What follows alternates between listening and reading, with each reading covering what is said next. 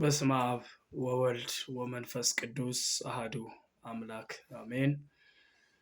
ክቡራንና ክቡራት የዚህ ቻናል ቤተሰቦች የሆናችሁ ሁላችሁም በአገር ውስጥም በአገር ውጭም ያላችሁ እንደምንሰነበታችሁ፣ ክብር ምስጋና ለአምላካችን ይሁን። ሳምንቱ እንዴት አለፈ? እግዚአብሔር አምላክ በነገሮቻችን ላይ ሁሉ ይክበር ይመስገን። ዛሬ ክፍል 7ን መዳን አይነጠቅም የሚለውን 7ኛውን ክፍል ይዤ ቀርብ ያለው እንደተለመደው በትጋት በንቃት ሆናችሁ እንድትከታተሉ እንዲሁም ደግሞ ያስለመዳችሁኝን ሐሳብ አስተያየት እንድትለግሱ ለማስታወስ እፈልጋለሁ። ዛሬ 7ኛው ክፍል አዲስ ፍጥረት ከሆንበት ጊዜ ጀምሮ ምን ሆነናል ነው። ባለፈው ስለ አዲስ ፍጥረት አንስተናል። ስለዚህ ዛሬ ደግሞ አዲስ ፍጥረት የሆነ ሰው ምን ሆኗል? ሆንኩ ሲባል አንድ ነገር መሆን አለበት። ስለዚህ አዲስ ፍጥረት ከሆንበት ጊዜ ጀምሮ ምን ሆነናል? በጣም በፍጥነት ያዝ እያደረኩኝ ለመሄድ እሞክራለሁ። አንደኛ የእግዚአብሔር ልጆች ሆነናል። ለተቀበሉት ሁሉ ግን በስሙ ለሚያምኑት ለእነርሱ የእግዚአብሔር ልጆች የሆኑ ዘንድ ስልጣንን ሰጣቸው። እነርሱም ከእግዚአብሔር ተወለዱ እንጂ ከደም ወይም ከስጋ ፈቃድ ወይም ከወንድ ፈቃድ አልተወለዱም። ዮሐንስ ወንጌል ምዕራፍ 1 ከ12 እስከ 13። ስለዚህ የእግዚአብሔር ልጅነት ትልቅና የሚያስገርመኝ ጉዳይ ቢኖር እኛ ነውራችን ተረስቶ ኃጢአታችን በደላችን ተፍቆ የክብር ቦታ ተሰጥቶን ይባስ ብሎ የእግዚአብሔር ልጆች መሆን መቻላችን። ስለዚህ እኛ የእግዚአብሔር ልጆች ሆነናል። አዲስ ፍጥረት ከሆንክ የእግዚአብሔር ልጅ ሆነናል ማለት ነው። ዮሐንስ ወንጌል ምዕራፍ 1 12 እስከ 13፣ እንደገና አንደኛ ዮሐንስ 3 ከ1 እስከ 3፣ ሮሜ 8 ከ14 እስከ 16። ሌላው ንጉስና ካህናት ሆኗል። አንድ አዲስ ፍጥረት የሆነ ሰው ወይም እኛ ያመንን ማለት ነው ንጉስና ካህናት ሆነናል። ሮሜ 5 17፣ ራእይ 5 ከ9 እስከ 10፣ አንደኛ ጴጥሮስ 2 እስከ 9። ግልጽ እና ግልጽ ስለሆነ ነው፣ ማብራራት ስለማይጠይቅ ነው። ሌላው ከክርስቶስ ጋር በሰማያዊ ስፍራ ተቀምጠናል። ኤፌሶን 2 ከ6 እስከ 7። ሌላው የእግዚአብሔር ወራሾች ሆነናል። እግዚአብሔርን ራሱን እንድንወርስ ተደርገናል ማለት ነው። ሮሜ 8 17፣ ገላትያ 3 29፣ ገላትያ 4 ከ6 እስከ 7። ሌላው በሰማይ ዜጋ በምድር ደግሞ የክርስቶስ አምባሳደሮች ተደርገናል። ዜግነታችን በሰማይ ነው። በምድር እስካለን ድረስ ደግሞ አምባሳደሮች ወይም እንደራሴዎች ነን ማለት ነው። ሁለተኛ ቆሮንቶስ 5 20፣ ፊልጵስዩስ 3 20። ሌላው የሕይወት ወይም የጽድቅ ዛፍ ቅርንጫፎች ሆነናል። አዲስ ፍጥረት ስትሆን የሕይወት ዛፍ የዛፉ ቅርንጫፍ ዮሐንስ 15 ከ1 እስከ 5። የመጨረሻው ከኃጢአትና ከሞት ጋርነት ወጥተናል። ሮሜ 8 2። እነዚህ ማብራሪያ ስለማይጠይቁ ነው፣ በግልጽ ተቀምጠው ስላለ እነዚህን አንብቦ መረዳት ከእያንዳንዳችሁ የሚጠበቅ ይሆናል ማለት ነው። በመቀጠል በዋናነት ላየው የምፈልገው አሁን የዳነ ሰው መዳኑን አይነጠቅም የሚለውን ብቻ ማውራት አይደለም ተገቢው ጉዳይ። እሱ እንዳለ ሆኖ ማለት ነው። ዋናው አጀንዳችን እሱ ነው። ማንም ሰው ድኛለሁ ካለ ድኗል። አንዳንድ ሰነፎች እንደሚሉት ከዳነ በኋላ እንደፈለገ ኃጢአት መስራት ይችል ወይ? which is wrong፣ ትክክል ያልሆነ ማለት ነው። ይሄ ደግሞ ምንድነው? ትክክለኛ አስተምሮ አይደለም። ምክንያቱም ስጋ ቱታ ነው አይልም ትምህርቱ። ቱታ በለው ሱፍ በለው ካፖርት በለው አይልም ትምህርቱ። እንደዛ መጽሐፍ ቅዱስም እንደዛ አያስተምረንም። እና ከምን እንደምታመጡት ከምን እንደምትወልዱት እንዲህ አይነቱን አባባል አይገባኝምም እንዲገባኝምም አልፈቅድም። ግን የዳነ ሰው ድነቱን አይነጠቅም ስንል ከማለዳው አምኗል እያለ ነው። ሲያምን የገባበት መለኮታዊ ኃይል አለ። የገባበት መለኮታዊ ማንነት አለ። መለኮታዊ ባህሪ አለ። ያ ባህሪ ደግሞ ዕቃ የሚጫወት አይደለም። ሲያኮርፍ አጎት፣ ጎረቤት፣ ሲወድ አባት የሚሆን አይደለም። የእግዚአብሔር ባህሪ እንደዛ አይፈቅድም። ስለዚህ ድኛለሁ የሚል ቅዱስ ያዕቆብ እንደሚናገር አንተ ሰው ድኛለሁ የምትል እስኪ እምነት አለኝ ብትላለህና እምነትህን በስራ ሳይኝ እንደሚል እኔም ደግሞ ቻሌንጅ ላድርግ እፈልጋለሁ። ድኛለሁ የምትሉ ሰዎች ከኔ ጭምር ድኛለሁ የምንል ሰዎች ምን ይጠበቅብናል? that the main issue ትልቁ ዋነኛው ኢሹ አስኳሉ ትልቁ ጉዳይ እሱ ነው። ድኛለሁ ብሎ ማስተጋባት ይቻል ይሆናል፣ ግን እንደ ዳነ ሰው መመላለስ የሚባል ነገር ደግሞ አለ። ወሳኙ ጉዳይ እሱ ነው። ስለዚህ ከዳነ ሰው ምን ይጠበቃል? ከኔ ምን ይጠበቃል በሉ። ምክንያቱም ድነት አይቀማም ይቀማል የሚለው ሰጣ ገባ ውስጥ ከመግባታችን በፊት ድነናል ወይ? አንዳንዶቻችሁ አልዳንም ፈጽሞ፣ አንዳንዶቻችሁ ድነናል እየዳነነው እንድናለን። በተለያየ ሎጂክ መጽሐፍ ቅዱስን ለመግለጥ ትሞክራላችሁ። ያው መንፈራገጥ ነው ዝሮ ዝሮ። እኔ ግን አንድ ነገር አስምሬ ልነግራችሁ ፈልጋለሁ። ከዳነ ሰው ምን ይጠበቃል? ድነሃል? ምን ይጠበቃል? ከዳነ ሰው ሀሌታ ቃሉን መመገብ፣ መጠበቅ፣ ማሰላሰልና ማድረግ ይጠበቅበታል። ከዳነ ሰው ምን ይጠበቃል? ሀሌታዋ ቃሉን መመገብ፣ ቃሉን መጠበቅ፣ ቃሉን ማሰላሰልና ቃሉን ማድረግ ይጠበቅበታል። ይህን ደግሞ አምላካችን ጌታችን ኢየሱስ ክርስቶስ እንዲህ ሲል ተናግሯል። እውነት እውነት እላችኋለሁ ቃሌን የሚሰማ የላከኝንም የሚያደርግ የዘላለም ሕይወት አለው፣ ከሞትም ወደ ሕይወት ተሻገረ እንጂ ወደ ፍርድ አይመጣም። እውነት እውነት እላችኋለሁ ሙታን የእግዚአብሔርን ልጅ ድምፅ የሚሰሙበት ሰዓት ይመጣል፣ እርሱም አሁን ነው፣ የሚሰሙትም በሕይወት ይኖራሉ ይላል ቅዱስ ዮሐንስ ወንጌል ምዕራፍ 5 ከ24 እስከ 25 ማለት ነው። ስለዚህ አንድ ሰው የእግዚአብሔርን ቃል ከሰማ በሕይወት የማይኖርበት ምንም አይነት ኦፖርቹኒቲ የለም። በቃ በሕይወት የመኖር እድሉ በጣም ሰፊ ነው። ለምን? ቃሉን ይመገባል። ቃሉ ሲገባ የሚሰራው ነገር አለ። ቃሉ ሲገባ የሚያፈርሰው ነገር አለ። ቃሉ ሲገባ የሚያወድምለት ነገር አለ። ቃሉ ሲገባ የሚቀርለትም ነገር አለ። ቃሉ ሲገባ የሚተወው ነገር አለ፣ የሚያነሳው ነገር አለ።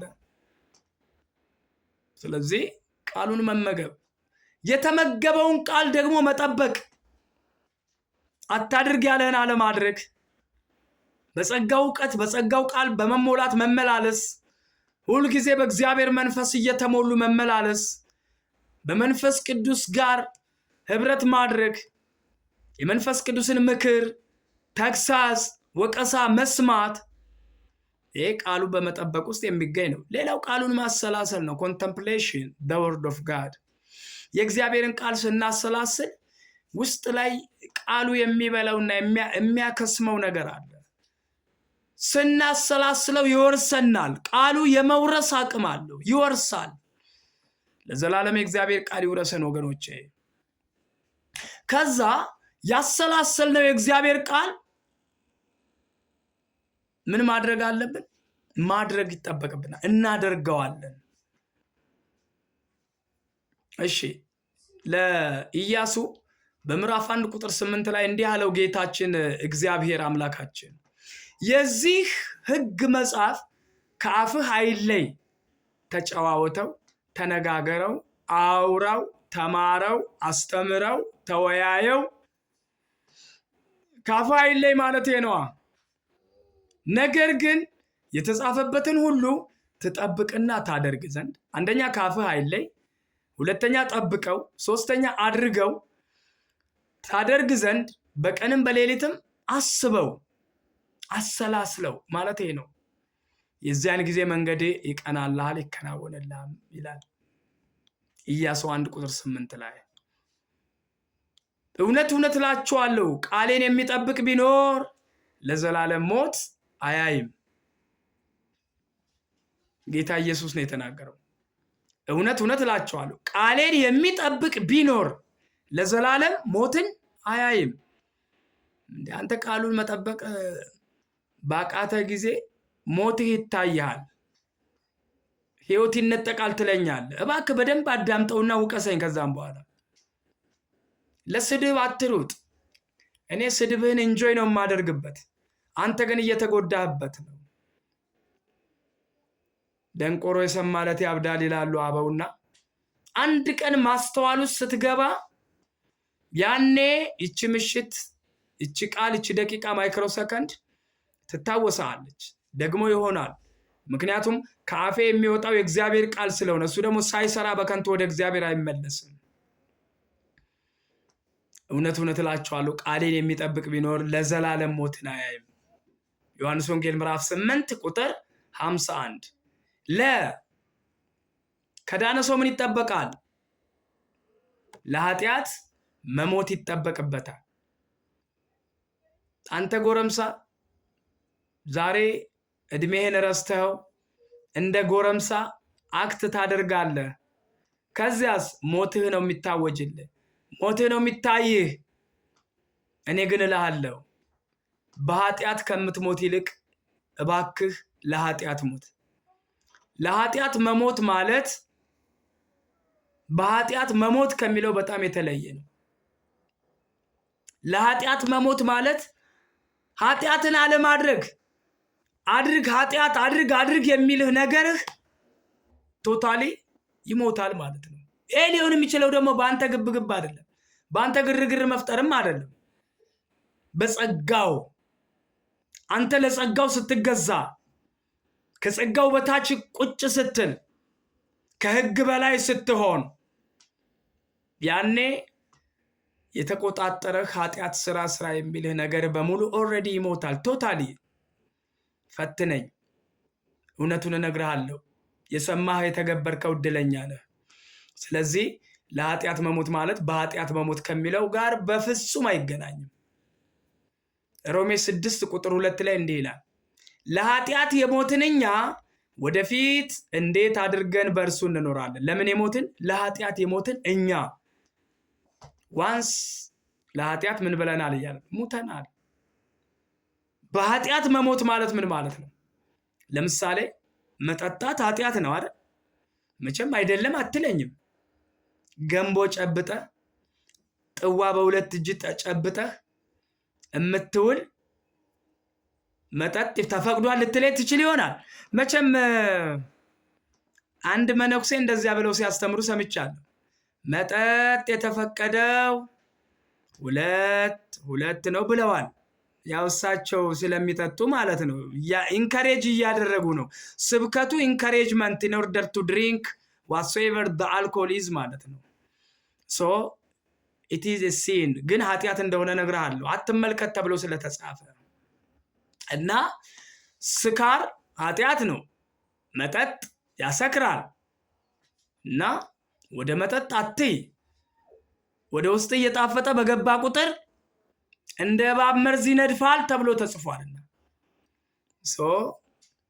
አንድ ሰው ሰክሮ ዲሽ የአውራ ጎዳና መንገድ ላይ ዲሽ ውስጥ ወድቆ ቦይ ውስጥ ወድቆ አንገቱ ተቆልሞ ሙቶ ቢገኝ ማን ገደለው? አያ ስካር ገደለው ማለት ነው። አቶ ስካር የሚባል ደመኛ አንገቱን ቆልሞ ደፋውና ውጭ እንደወጣ ቀረ። ስለዚህ በምን ሞተ? ለኃጢአት ሳይሆን የሞተው በኃጢአት ነው የሞተው ማለት ነው። ስካር በሚባል ደመኛ፣ ስካር በሚባል ኃጢአት ሞተ ማለት ነው። ስለዚህ ለኃጢአት ሞተን ለጽድቅ እንኖር ዘንድ እርሱ ራሱ በስጋው ኃጢአታችንን በእንጨት ላይ ተሸከመ ይላል። አንደኛ ጴጥሮስ ምዕራፍ 2 ቁጥር 24፣ ሮሜ 6 ከ6 እስከ 11፣ ገላትያ 6 ቁጥር 14። ሐመር ውሃ ከሞተ ከዳነ ሰው ምን ይጠበቃል? ሐመር ውሃ የመንፈስ ፍሬ ማፍራት ይጠበቅበታል። የመንፈስ ፍሬ በዋናነት ከዳነ ሰው የሚጠበቀው የመንፈስ ፍሬ ማፍራት ነው። በቃ ድና እነዛን የመንፈስ ፍሬዎች ደግሞ ጌታችን ኢየሱስ ክብር ይግባው በምድር በነበረበት ጊዜ በሕይወቱ ላይ ታይተዋል። እነ ደስታ፣ ቸርነት፣ ፍቅር ወዘተርፈ እነዚህ 9ኙ የመንፈስ ፍሬ በጌታችን በኢየሱስ ላይ ታይተዋል እና የመንፈስ ፍሬ ማፍራት ይጠበቅበታል። አንድ ሰው በትክክል በኢየሱስ መስዋዕታዊ ስራ አምኖ ከዳነ በኋላ የመንፈስ ፍሬ ሊያፈራ ይገባዋል። ይህ የመንፈስ ፍሬ የሚባለው ደግሞ ጌታችን ኢየሱስ ክርስቶስ በምድር ላይ በነበረበት ጊዜ የታዩበት ባህሪያት ናቸው። እነርሱም ፍቅር፣ ደስታ፣ ሰላም፣ ትዕግስት፣ ቸርነት፣ በጎነት፣ እምነት፣ የዋሃት፣ ራስን መግዛት እነዚህ ያልታዩም በኢየሱስ ላይ። አየህ፣ አሁን በኢየሱስ መስዋዕታዊ ስራ ስታምን በሱ ስራ ወደ አብ ስለምትገባ ኢሚዲየት አክሽኑ ቀጥታ መለኮታዊ ባህሪን ተካፋይ ትሆናለህ። መለኮታዊ ባህሪ ተካፋይ ስትሆን አሁን የዘረዘርኳቸው የመንፈስ ፍሬ በአንተ ውስጥ በእኔ ውስጥ ይታያሉ ማለት ነው። እግዚአብሔር ይርዳን። ስለዚህ አማኝ ባህሪውና ዘሩ ስለተቀየረ ለዘላለም ፍርድ የለበትም። ሮሜ 8:1 ላይ እንደዚህ አይደል የሚለው? ላመነ ሰው ማለት ነው። ላመነ ሰው መጽሐፉ እንደዚያ ይለናል። ዛሬ ክፍል 7ን በዚህች አጭር ደቂቃ ጠቅለል ለማድረግ ተችሏል። ያስተማረን የመከረን እግዚአብሔር አምላካችን ክብር ሁሉ ተጠቅሎ ለጌትነቱ ይሁን። የሚቀጥለው ክፍል 8 ሳምንት እስከምንገናኝ ቸርን ሰንብት። ወስብሐት ለእግዚአብሔር።